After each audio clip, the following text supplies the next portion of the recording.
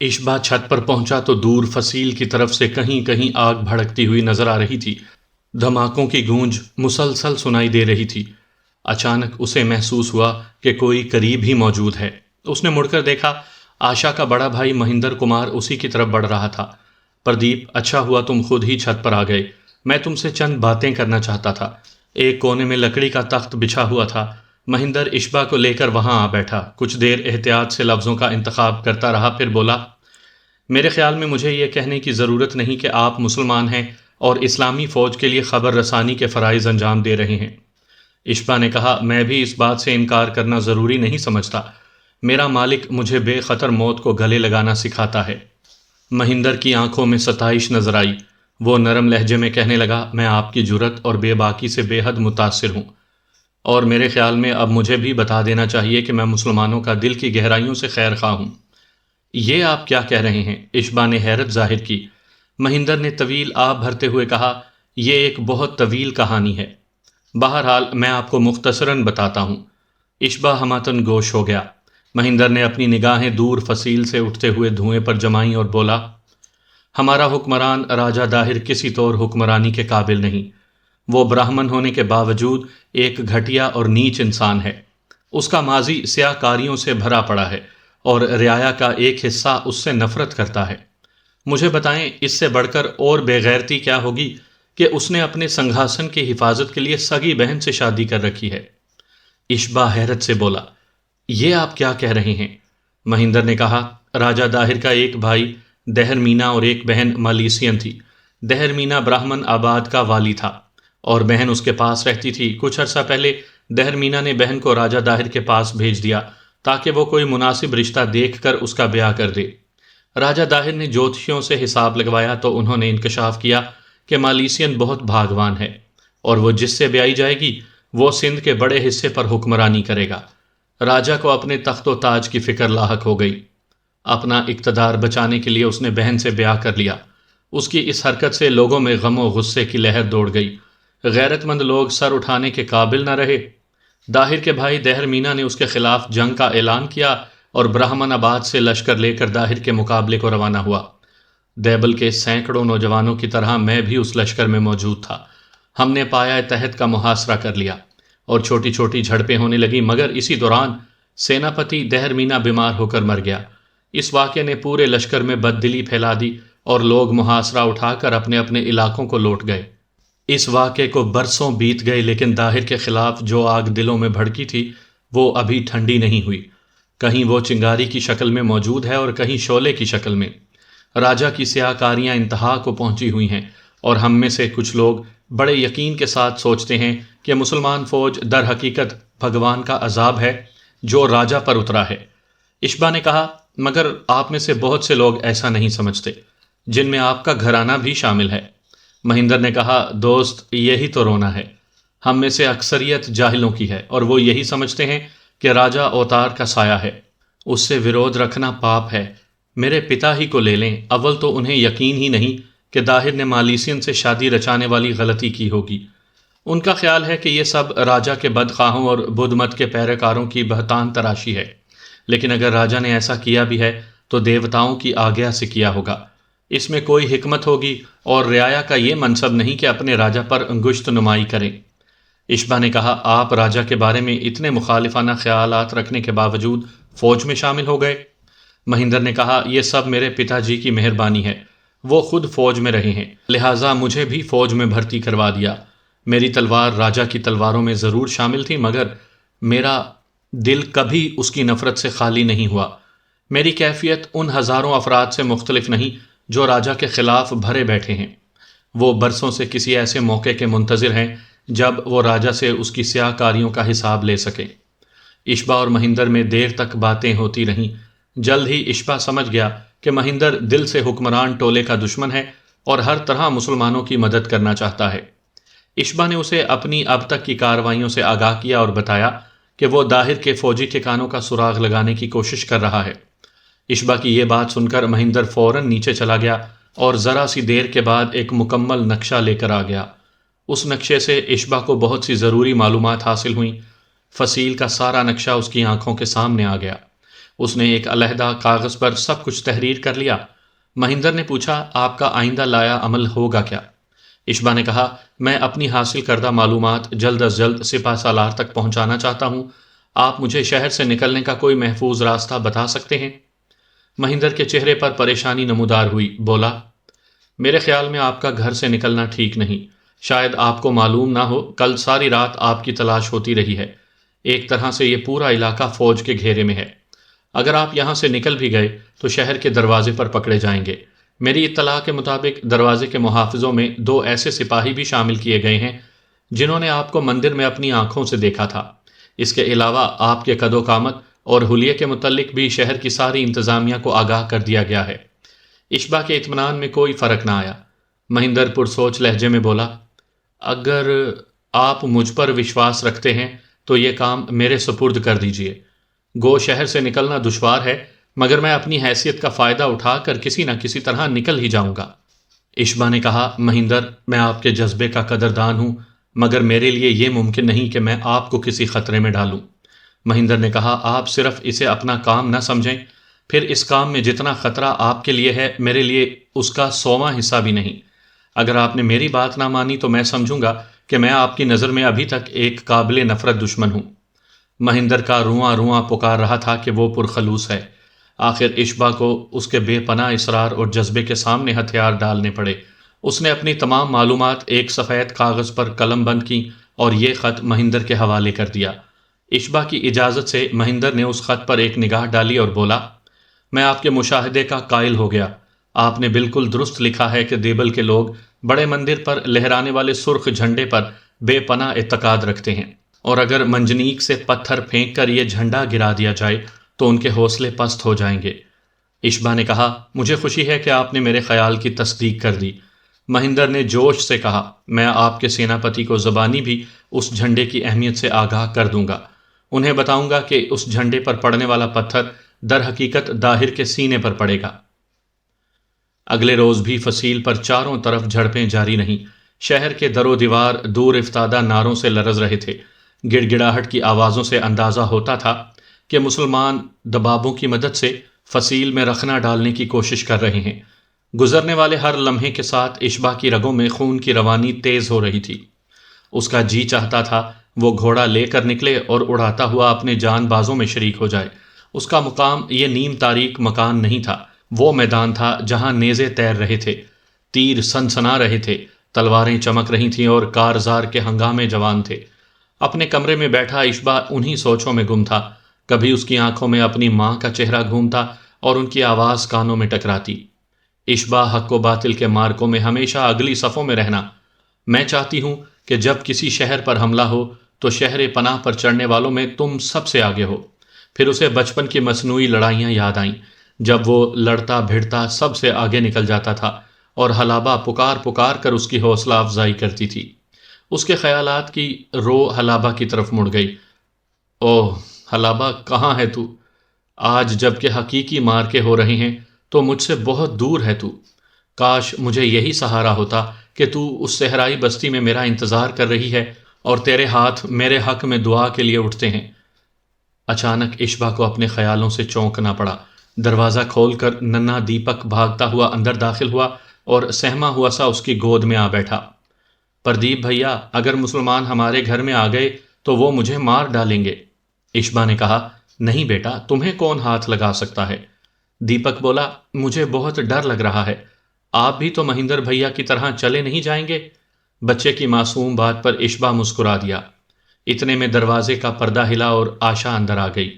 شاید وہ اوٹ میں کھڑی سب کچھ سن رہی تھی۔ اس کی آنکھوں میں آنسو تھے۔ بولی، پردیپ، بھگوان نہ کرے ہماری سینا کو شکست ہو، لیکن اگر ایسا ہو گیا تو آپ… ہاں ہاں کہو۔ تو آپ مجھے اپنے ہاتھوں سے… وہ سسکنے لگی۔ اشبا نے اسے تسلی دیتے ہوئے کہا، آشا، گھبرانے کی بات نہیں، ایسا کچھ نہیں ہوگا، کچھ بھی نہیں ہوگا۔ باہر سے تلسی داس کی آواز آئی، پردیپ بیٹا، کہاں ہو تم؟ دیپک پکارا، ادھر آ جائیے پتا جی، ہم سب یہاں ہیں۔ دروازہ کھلا اور تلسی داس اپنی دھرم پتنی کے ساتھ اندر آ گیا۔ تلسی داس کے ہاتھ میں ایک بڑی گٹھڑی تھی۔ بولا، پردیپ بیٹا، میں نے گھر کا سارا زیور اور نقد رقم اس میں رکھ دی ہے۔ مہندر گھر میں ہوتا تو اسے سونپ دیتا۔ اب تم اپنے پاس رکھ لو، پتہ نہیں کیا ہونے والا ہے۔ آشا کی ماں روحاں سے لہجے میں بولی، بھگوان رحم کرے، میری تو صبح سے دونوں آنکھیں باری باری پھڑک رہی ہیں، لڑائی بھی آج زوروں پر ہو رہی ہے، سنا ہے فصیل سے دھڑا دھڑ زخمی اور لاشیں آ رہی ہیں۔ اچھا چلو سب پوجا کے کمرے میں۔ تلسی داس نے اٹھتے ہوئے کہا، بھگوان کو یاد کرو، وہ دیا کرے گا۔ سب ایک ایک کر کے کمرے سے نکل گئے۔ اس وقت اویس کچھ گھبرایا ہوا کمرے میں داخل ہوا۔ دروازہ بھیڑنے کے بعد اس نے سانسیں درست کیں اور بولا، اشبا، معاملہ خراب ہے، میں ابھی گلی کا چکر لگا کر آیا ہوں، تلاشی لینے والے ہر گھر میں گھس رہے ہیں، 2 دستے ہیں، ایک شمالی رخ سے آ رہا ہے اور دوسرا جنوبی سمت سے، جس کسی پر شبہ ہوتا ہے اس پر بے دریغ سختی کرتے ہیں۔ ایک گہری سانس لے کر اشبا اپنی جگہ سے کھڑا ہو گیا۔ اس نے جیب سے ایک طے شدہ کاغذ نکالا اور پڑھنے لگا۔ یہ ایک خط تھا جو اس نے تلسی داس کے نام تھوڑی دیر پہلے لکھا تھا۔ محترم میزبان، میں یہاں سے جا رہا ہوں۔ شاید آپ لوگوں کو یہ سن کر حیرت ہو کہ میں پردیپ نہیں، میں ہندو ہی نہیں، میرا اصل نام اشبا ہے اور میں اسلامی لشکر کا خبر رساں ہوں۔ اپنی اصلیت کو چھپانا میری ضرورت تھی اور میرے سالار کا حکم بھی۔ ہم حالت جنگ میں ہیں اور حالت جنگ میں ایسی کارروائیاں معمول کا حصہ ہوتی ہیں۔ بہرحال اب میں محسوس کرتا ہوں کہ میری یہاں موجودگی سے آپ لوگوں کو پریشانی ہو سکتی ہے۔ درست ہے کہ اس 4 دیواری کے باہر میرے لیے خطرات ہیں، لیکن اپنی سلامتی کے لیے میں آپ لوگوں کو غیر محفوظ نہیں کر سکتا۔ جاتے ہوئے آپ سے ایک بات کہنا چاہتا ہوں، اگر آپ کو کوئی خطرہ تھا تو اپنے لوگوں سے تھا جو میرے چلے جانے سے دور ہو گیا۔ مسلمان فوج کی طرف سے آپ کو قطعاً کسی اندیشے میں مبتلا ہونے کی ضرورت نہیں۔ میں پوری مسلم فوج کی طرف سے آپ کو ضمانت دے سکتا ہوں کہ آپ پر کوئی آنچ نہ آئے گی۔ مسلمان فوج شہر میں داخل ہوگی اور انشاءاللہ ضرور داخل ہوگی، مگر ان کا رویہ فاتحین سے بہت مختلف ہوگا۔ اگر آپ ان کے خلاف تلوار نہیں اٹھاتے اور ان کے راستے میں رکاوٹ کھڑی نہیں کرتے تو آپ انہیں ہمدرد اور غم گسار پائیں گے۔ لہٰذا میرا یہ مخلصانہ مشورہ ہے کہ شہر چھوڑنے کا خیال دل میں نہ لائیں اور پورے اطمینان سے گھروں میں موجود رہیں۔ باقی آپ کا اصل مہمان پردیپ کمار ہمارے پاس محفوظ و مامون ہے، دیبل کی لڑائی ختم ہوتے ہی آپ کے پاس پہنچ جائے گا۔ تاہم میں آپ سے یہ ضرور کہوں گا کہ وہ آپ کی بیٹی آشا کو کوئی فائدہ نہیں پہنچا سکتا۔ اگر آپ کو آشا کی صحت یابی مقصود ہے تو اس کے لیے وہی طریقہ اختیار کیجیے جس کا ذکر میں نے آپ سے کیا تھا۔ اللہ تعالیٰ سے دعا ہے کہ وہ آپ کے لیے آسانیاں پیدا کرے۔ خدا حافظ۔ خیر اندیش اشبا بن ثقیل۔ خط پڑھنے کے بعد اشبا نے اسے طے کیا اور لفافے میں بند کر کے اس گٹھڑی پر رکھ دیا جو ابھی تلسی داس اسے سونپ کر گیا تھا اور جو قیمتی مال و متاع سے بھری ہوئی تھی۔ اب وہ دونوں گھر چھوڑنے کے لیے بالکل تیار تھے۔ کمرے کی ایک دیوار سے چند کمانیں لٹک رہی تھیں۔ اشبا نے ایک کمان اویس کو دے دی اور دوسری خود رکھ لی، پھر ترکشوں کو تیروں سے بھر کر وہ باہر آ گئے۔ سب لوگ پوجا کے کمرے میں تھے، لہٰذا اس طرف کوئی دیکھنے والا نہیں تھا۔ دروازہ کھول کر وہ دونوں باہر نکل آئے۔ شام ہونے والی تھی، دیبل کے آسمان پر سرخ کناروں والے بادل تیر رہے تھے۔ وہ دونوں سر جھکائے تیز تیز قدم اٹھاتے ہوئے بڑی سڑک کی طرف ہو لیے۔ اچانک انہیں عقب سے ایک چھکڑا آتا دکھائی دیا۔ جو ہی چھکڑے کے گھوڑے ہانپتے ہوئے ان کے پاس سے گزرے، اشبا نے ایک نظر چھکڑے کا جائزہ لیا اور اویس کے ساتھ بھاگ کر عقبی راستے سے اندر گھس گیا۔ یہ کام اتنی صفائی اور تیزی سے ہوا کہ آگے بیٹھے چھکڑ بان کو بالکل بھی خبر نہ ہوئی۔ یہ چھکڑا اوپر سے ڈھکا ہوا تھا، اس کے اندر تازہ دھلی ہوئی فوجی وردیوں کا انبار لگا تھا۔ غالباً چھکڑا دھوبی گھاٹ سے سپاہیوں کے لباس لے کر قلعے کی سمت جا رہا تھا۔ اشبا اور اویس نے جلدی جلدی اپنے لیے 2 وردیاں منتخب کیں اور پہن کر بیٹھ گئے۔ چھکڑا اب بڑی سڑک پر پہنچ چکا تھا اور بھیڑ کے سبب آہستہ روی سے آگے بڑھ رہا تھا۔ پھر اس کی رفتار اور کم ہو گئی، شاید آگے کوئی رکاوٹ تھی۔ اشبا نے پہلو کی طرف سے پردہ ہٹا کر باہر جھانکا اور چونک گیا۔ 40-50 گز دور ایک نگران چوکی تھی۔ زرہ پوش مسلح محافظ ایک ایک گاڑی کو روک کر اس کی تلاشی لے رہے تھے۔ ان کا اشبا کو پہچان لینا یقینی امر تھا۔ یہ فیصلے کا لمحہ تھا۔ اشبا نے تیزی سے سوچا اور ایک نتیجے پر پہنچ گیا۔ اس نے کمر سے کٹار اتاری اور اس کے دستے کے ساتھ زور زور سے فرش پر ضربیں لگانے لگا۔ کھٹا کھٹ کی آواز نے چھکڑا بان کو متوجہ کیا۔ سڑک کنارے چھکڑا روک کر وہ پچھلے حصے میں آیا اور اس وقت اس کے سر پر قیامت ٹوٹ پڑی۔ اشبا نے جھپٹ کر اس کے سر پر آہنی دستے کا وار کیا اور وہ ڈکراتا ہوا اوندھے منہ وردیوں کے ڈھیر پر جا گرا۔ وہ بے ہوش ہو چکا تھا۔ اشبا نے اسے اویس کے سپرد کیا اور باہر نکل کر گھوڑوں کی باگیں سنبھال لیں۔ بھیڑ بہت ہو چکی تھی، لیکن وہ کسی نہ کسی طرح چھکڑا واپس موڑنے میں کامیاب رہا۔ چند فرلانگ آگے سے سڑک سے ہٹ کر گھوڑا گاڑیوں کا چھوٹا سا اڈا نظر آیا۔ درختوں تلے کچھ چھکڑے، بیل گاڑیاں اور گھوڑا گاڑیاں کھڑی تھیں۔ اشبا نے بھی چھکڑا ایک جانب کھڑا کر دیا۔ جو ہی اندھیرا گہرا ہوا، اشبا نے نیچے اتر کر چھکڑے کے چاروں پہیوں میں سے ایک پہیا جدا کر کے نیچے رکھ دیا۔ اب کوئی دیکھنے والا یہی سمجھتا کہ چھکڑا خراب ہے، اس لیے یہاں کھڑا ہے۔ وہ ساری رات اشبا اور اویس نے چھکڑے کے اندر گزار دی۔ رات گئے تک فصیل کی طرف سے شور و غل کی آوازیں آتی رہیں۔ نصف شب کے بعد کچھ دیر کے لیے سکون ہوا، اور اگلی صبح پھر فضا ہنگامہ خیز ہو گئی۔ بھوک اور پیاس سے دونوں کا برا حال تھا، لیکن وہ چھکڑے سے نکلنے کا خطرہ مول نہیں لے سکتے تھے۔ رات بھر پہرے دار گشت کرتے رہے تھے۔ کبھی کبھی تو وہ بالکل ان کے قریب سے گزرتے۔ جس وقت سورج کی روشنی پھیل رہی تھی، وہ تھکے مارے پہرے دار چھکڑے سے علیحدہ کیے ہوئے پہیے پر آ بیٹھے۔ ان کی باتوں سے معلوم ہوا کہ کل شام مسلمانوں نے فصیل کا ایک حصہ کمزور کر دیا تھا، مگر ہندو رات بھر اس کی مرمت میں لگے رہے اور اب وہ اسے پھر سے مضبوط کر چکے ہیں۔ ان کی باتوں سے اندازہ ہوا کہ گرد و نواح میں مشتبہ افراد کی تلاشی زور و شوروں سے جاری ہے۔ خاص طور پر انتظامیہ کو اس دراز قامت شخص کی تلاش ہے جس نے 3 روز پہلے مندر میں کئی افراد کو موت کے گھاٹ اتار دیا تھا۔ اشبا اور اویس بڑی خاموشی سے یہ باتیں سنتے رہے۔ کچھ دیر بعد پہرے دار اٹھ کر چلے گئے۔ سپہر کے وقت لڑائی میں انتہا درجے کی شدت آ گئی۔ فصیل کی طرف سے پرہول دھماکوں کی آوازیں آنا شروع ہو گئیں۔ ان آوازوں نے اشبا کو سمجھا دیا کہ محمد بن قاسم مایا ناز منجنیق عروس کو حرکت میں لے آیا ہے۔ اس کا پھینکا ہوا ہر ایک پتھر دیبل کی زمین پر زلزلہ پیدا کر رہا تھا۔ سپاہ دیبل کے دور افتادہ نعرے اور چیخ و پکار کی صدا یہاں تک پہنچ رہی تھی۔ گزرنے والے ہر لمحے کے ساتھ اشبا کی بے قراری میں اضافہ ہونے لگا تھا۔ وہ حق و باطل کے اس مارکے میں جو اب 5ویں دن میں داخل ہو گیا، بنفس نفیس شریک ہونا چاہتا تھا، لیکن مجبوری چاروں طرف گھیرا ڈالے کھڑی تھی۔ اس دوران چند فرلانگ کے فاصلے پر ایک سماعت شکن دھماکہ ہوا اور چھکڑے کے دونوں گھوڑے اچھل گئے۔ اگر اشبا نے پہیوں کو روک نہ لگا رکھی ہوتی تو وہ چھکڑے کو لے بھاگتے۔ اشبا خدشات کو بالائے طاق رکھ کر چھکڑے سے باہر نکل آیا اور دھماکے کے رخ کو دیکھنے لگا۔ اس وقت اسے سنسناہٹ کی صدا آئی۔ اس نے اوپر دیکھا۔ ایک دیو ہیکل پتھر فضا کا سینہ چیرتا جا رہا تھا۔ یہ پتھر سنسناتا ہوا سرخ جھنڈے والے مندر کی طرف گیا اور اس کے اوپر سے گزر کر اوجھل ہو گیا۔ ایک بار پھر زبردست دھماکے کی آواز در و دیوار کو لرزا گئی۔ اشبا کا دل بلیوں اچھل گیا۔ وہ سمجھ گیا سپہ سالار تک اس کا پیغام پہنچ گیا ہے اور اب اسلامی فوج عروس کی سنگباری سے اس سرخ جھنڈے کو گرانے کی کوشش کر رہی ہے۔ چند لمحے بعد ایک سنسناتا ہوا پتھر آیا اور خوفناک دھماکے سے مندر کے نواح میں گرا۔ منجنیق کا نشانہ درست نہیں بیٹھ رہا تھا۔ اشبا دل ہی دل میں نشانے کی کامیابی کی دعا کرنے لگا۔ اب اس کے لیے مزید انتظار کرنا ناممکن تھا۔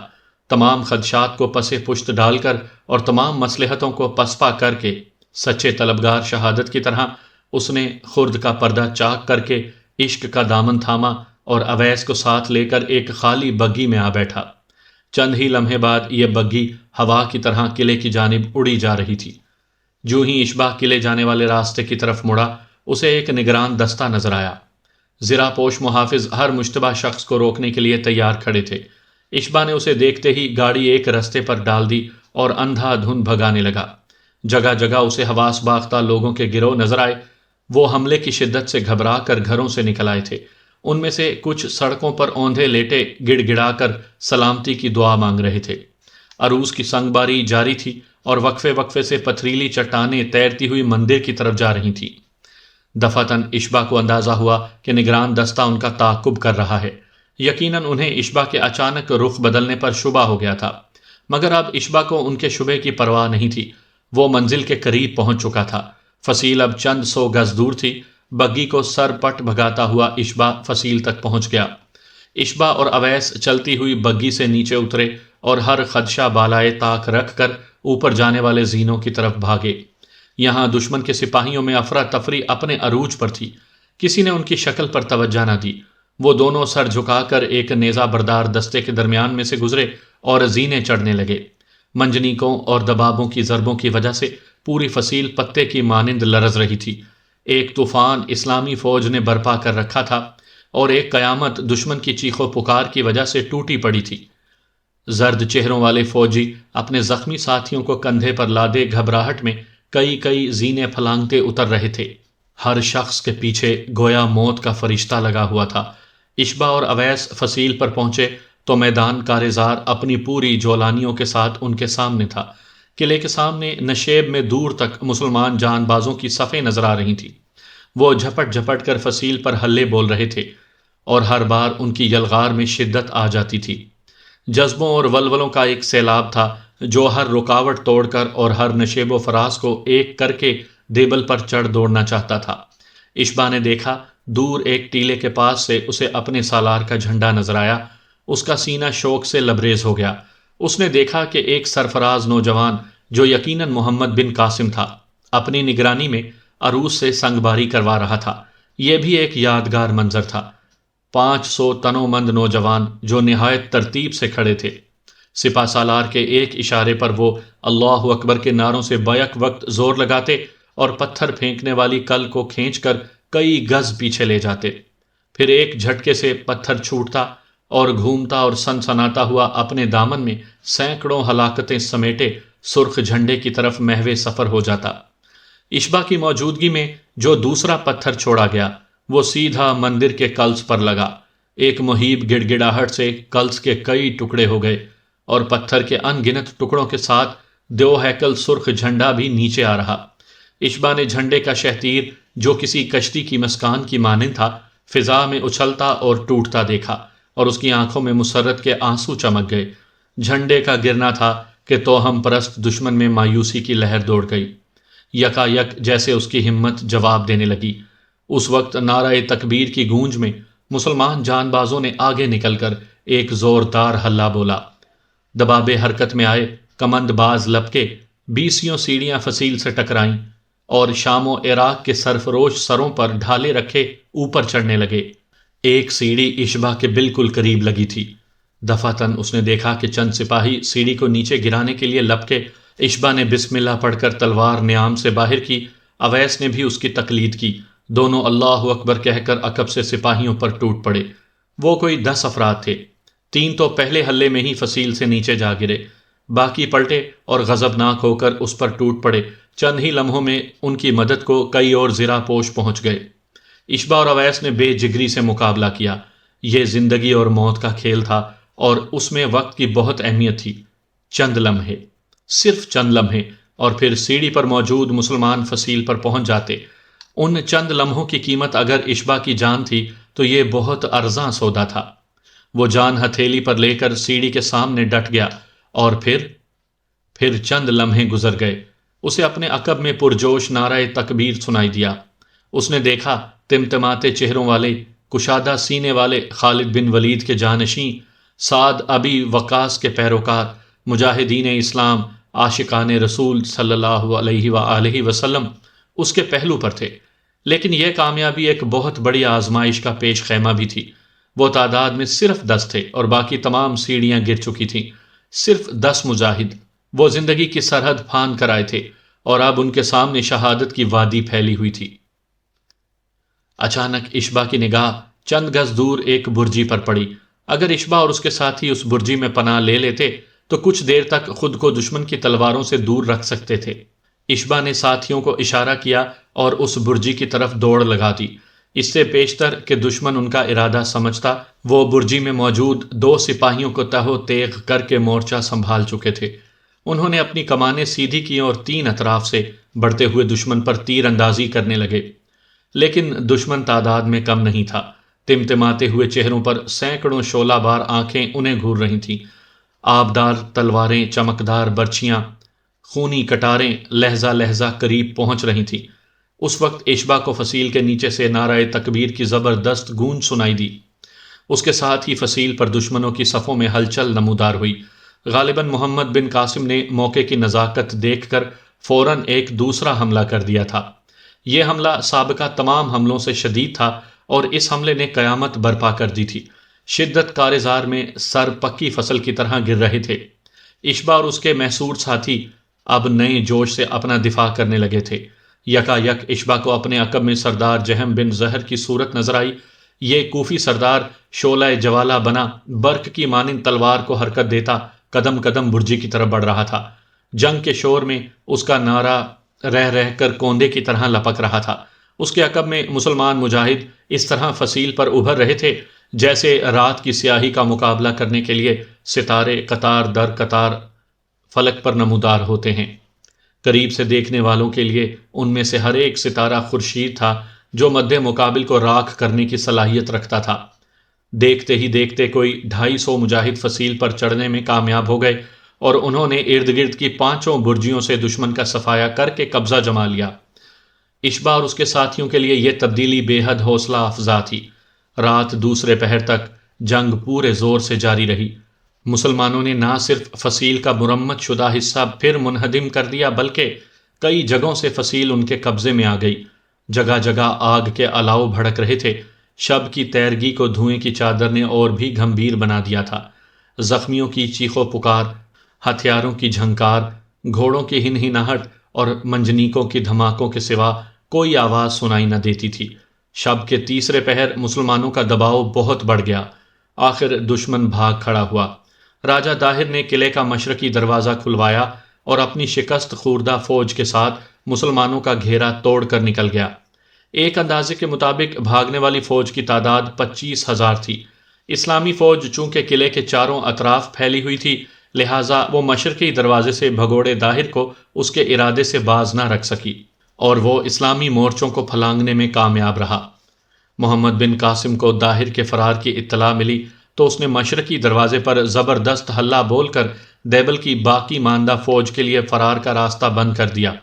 محصور فوج نے جان بچانے کے لیے مسلمانوں سے مزاحمت کی مگر اپنے چاروں طرف نعرہ تکبیر کی گونج سن کر ان کے حوصلے ٹوٹ گئے۔ فصیل کے اندر اور باہر اب لاشوں کے انبار لگے تھے۔ مزاحم دستوں نے خود کو ان انباروں میں شامل کرنے کے بجائے ہتھیار ڈالنا بہتر سمجھا۔ صبح کاذب کے نمودار ہونے سے پہلے مسلمان دیبل پر قابض ہو چکے تھے۔ محمد بن قاسم نے صبح کی نماز اپنے ساتھیوں کے ساتھ گورنر کے محل میں ادا کی اور شہر کا جائزہ لینے نکل کھڑا ہوا۔ صبح کے اجالے نے سیاہی کی چادر کو کھینچ کر ہنگامہ شب کے آثار ہویداد کر دیے تھے۔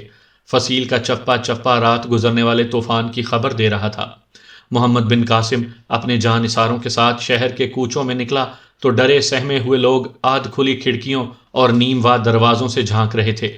ان کے چہروں پر انجانے خدشات کے سائے تھے لیکن محمد بن قاسم کی شکل و صورت اور اس کے انداز میں نہ جانے کیا بات تھی کہ دیکھنے والوں کا خوف از خود دور ہونے لگا۔ ان کے خدشے شب کی سیاہی کی طرح چھٹتے چلے گئے۔ پھر دروازے کھلنے لگے اور کھڑکیاں واہ ہونے لگیں۔ جھروکوں اور بالکونیوں میں مردوں کے ساتھ ساتھ عورتیں اور بچے بھی نظر آنے لگے۔ دیبل کی ہزارہا آنکھیں اپنے فاتح کی صورت دیکھ رہی تھیں۔